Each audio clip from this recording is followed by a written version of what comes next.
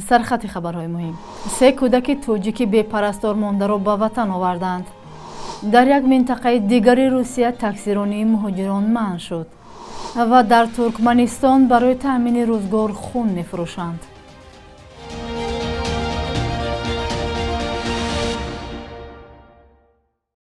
روزتان بخیر باد بیننده های عزیز، امیدوارم خوب است. شما برنامه نویدی بامدادی رو تماشا دارید که از دوشنبه تقدیمتان می شود. امروز جمعه 19 ایول. سفارت تاجیکستان در روسیه خبر داده است که با 3 کودک توجیکی در روسیه به پرستار مانده را به تاجیکستان برگرداندند. در اطلاعیه کوتاه این سفارت گفته شده است که روز 15 ایول با مساعدت خدمات کنسولی سفارت تاجیکستان در فدراسیون روسیه 3 شهروند نابالغ تاجیکستان که در قلمرو روسیه به پرستار مانده بودند طبق سازشنامه کیشینیوف اوید به برگرداندن شهروندان نابالغ به وطن برگردانده شدند. اما سفارت درباره با چه سبب در روسیه به پرستار ماندن این 3 طفل یگان معلومات دیگر نداده است. در اکثر موردها فرزندان نابالغ مهاجران تاجیک در صورت مرگ والدان آنها و یا با یگان گناه بازداشت و زندانی شدنشان در روسیه به پرستار میمانند. به اطلاع سفارت از اولی سال جاری علاقه 38 شهروند نابالغ تاجیکستان به نزدیکانشان برگردانده شدند. مهاجران در ولایت تومسک روسیه از حق کار در تاکسی، نقطه های غذای عام و ساحه معارف محروم کرده شدند. رئیس ولایت تومسک ولادیمیر مازور در پیام رسان تلگرام اطلاع داد که این تصمیم در کمیسیون ضد تروریستی با اشتراک به واسطه نمایندگان اقلیت‌های ملی گرفته شده است. همین طریق شهروندان خارجی از 1 نوامبر امسال حق ندارند در ساحه استحصال مواد غذایی، غذاپزی، سودای چکنه، تاکسی، تجارت مهمانخانه و طربخانه، انتخاب کادرها، تامین امنیت، تحصیلات میانه و عالی، تربیت جسمانی و ورزش با پتنت کار کنند. قبلا اگنس و خبر داده بود که در 3 منطقه روسیه حتی در نیم جزیره اشغالی قریم نیز فعالیت مهاجران محدود کرده شده است. قوا آزمایی در وزن سبک بین لایق رجبوف رسمی کار تاجیک و تری اوگدن نماینده امریکا پگاه 20 ایول برگزار می شود. لایق رجبوف که در محاربه‌های MMA از سال 2012 شرکت می کند با تشکیلات UFC برای 4 محاربه شرطنامه بسته است. امروز این ورزشکاری تاجیک با تلاش و تمرین‌های زیاد با این رقابت آمادگی می گیرد. ادامه موضوع در گزارش مولا رجب یوسفی. لایق رجبوف ورزشکار تاجیک به محاربه نوبتیش در تشکیلات UFC آمادگی می‌بیند. رقیب او تری اوگدن ورزشکار آمریکایی است. محاربه 20 ایول در شهر لاس وگاس آمریکا برگزار می‌شود. من در شهر میامی قرار دارم. تمرین خود را در میامی به انجام رساندم. امروز فردا به وگاس سفر کرده. سکتا باشد روز 20 محاربه نوبتی خدا خواهد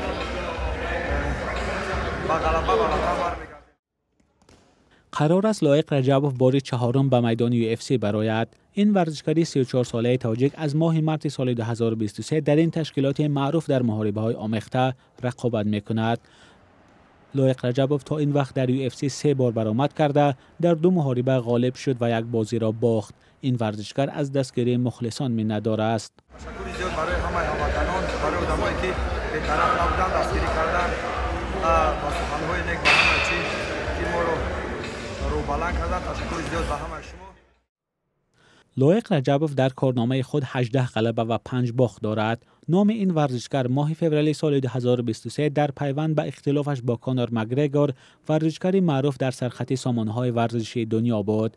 در آن سال کانر مگرگور نام این ورزشکار تاجیک را از روی خط ورزشکاران خط زد که باید در مسابقه التیمت فایتر برآمد می‌کردند. توجه به محاربه‌های آمیخته سالهای اخیر در تاجیکستان زیاد شده است. هرچند نظرها به این نماد ورزش که شرکت‌دارانش همدیگر را بعضاً تا بیهوش شدن می‌کوبند یکسان نیست. تنها در تشکیلات UFC 4 ورزشکار از تاجیکستان برآمد می‌کنند. ورزشکاران تاجیک در دیگر تشکیلات‌های وابسته به محاربه‌های آمیخته هم برآمد می‌کنند.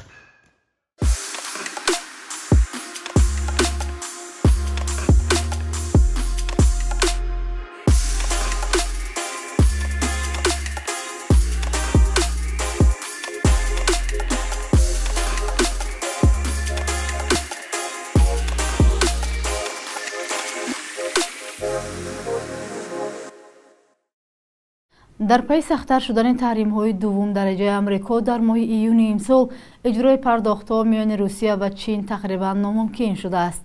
خبرگزاری بلومبرگ با استناد به راهبران شرکت‌های پیشتازی صادرکننده مالی روسیه اطلاع دادند که پرداخت‌ها یا معلق میماند و یا به تأخیر اجرا میشوند. یکی از همصحبتان رسانه نماینده یک شرکت تجاری کشاورزی به شرط افشا نشدن نامش گفته است ماه روان حتی برخی از مشتریان چینی محصولات کشاورزی روسیه هنگام پرداخت پول با مشکل روبرو شدند. با گفته او پیدا کردن راه‌های آلترناتیوی پرداخت نیز تا رفت مشکل تر می شود.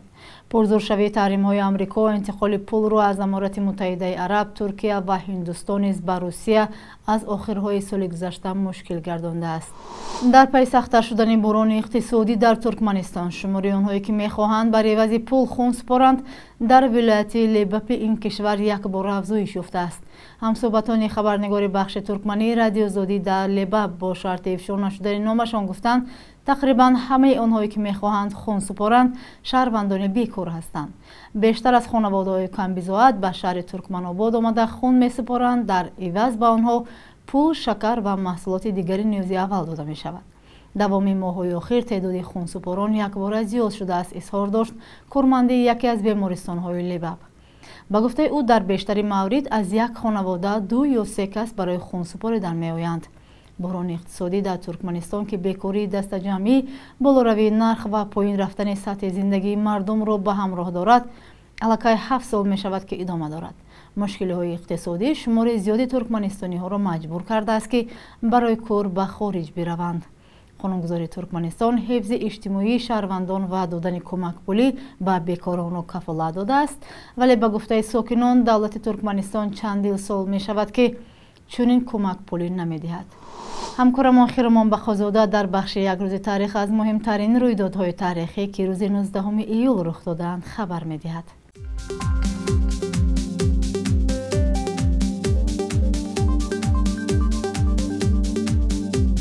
19 ایول سال 2010 بر اساس اصلاحات نوی کودکس جنایی تاجیکستان شخصان مجرم در جنایات اقتصادی و یا انتظامی میتوانند بر عوض سپاریدن جریمه از زندان آزاد شوند. قانونگذاران گفتند که چنین معیار هدف‌های بشردوستانه داشته پیش راهی به زندان رفتن صاحبکاران و تاجران زیاد را گرفته میتواند. از دیدگاه منقدان چنین تغییرات افرادی با نفوذ و مقامات فسادکار را از زندان نجات می‌دهد. 19 ایول سال 2019 مقامات روسیه گفتند در نیم ساله اول 10,000 شهروند تاجیکستان شهروندی روسیه را قبول کردند و سال تا سال شمار شهروندان روسیه از این حساب زیاد می شود. قانون‌های تاجیکستان 2 شهروندی را اجازه داده است و اکثر آنهایی که روسیه را مکان کار و درآمد انتخاب کرده اند گرفتن شهروندی این کشور را از زندگی به حیث مهاجر موسمی اولاتر می دانند. 19 ایول سال 2012 در دوشنبه در سن 81 سالگی تاریخشناس تاجیک منصور باباخانوف درگذشت. مؤلف صدها کار و تحقیقات علمی سالهای اخیر به آموزش حیات و فعالیت تاجیکان برون مرزی معروف بود. بانک ملی ارزش اسعار خارجی را برای امروز چنین تعیین کرده است.